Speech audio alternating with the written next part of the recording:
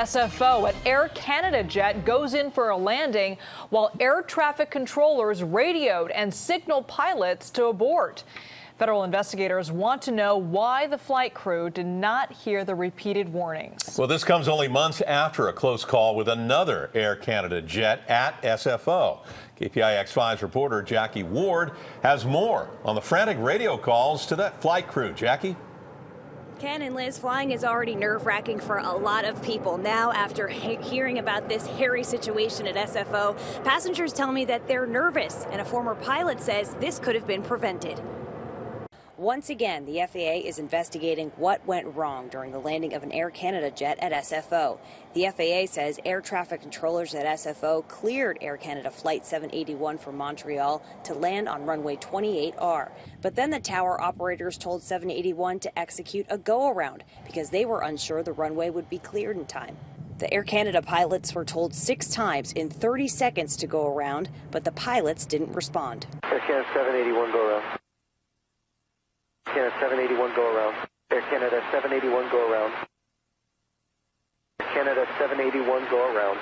Canada 781 go around. At least 45 seconds go by when finally the tower hears from the plane after it apparently lands safely.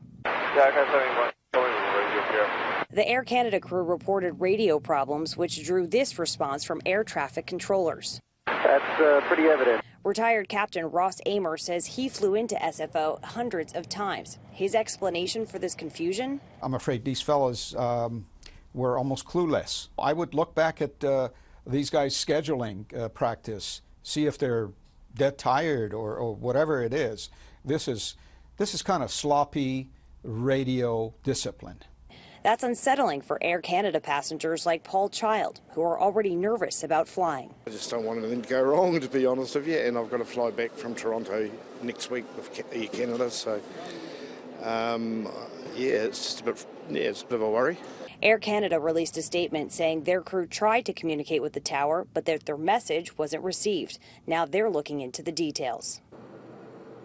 Coming up at 6:30, we'll hear more from Captain Amer, who explains SFO's landing system and why it may have added to the confusion for Air Canada's pilot. Ken? Yeah, so air traffic control says we're not sure this runway is going to be clear, but the pilot's looking out. He lands the plane safely. Everybody's okay. Were those passengers ever really in any danger?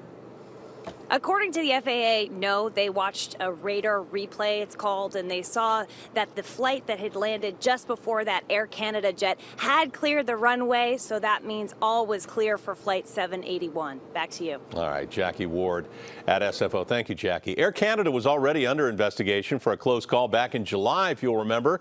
In that case, an Air Canada pilot almost landed on the adjacent taxiway, coming within 50 feet of crashing into 2 other planes waiting to take off. After that incident, the FAA changed its requirements for night landings at SFO.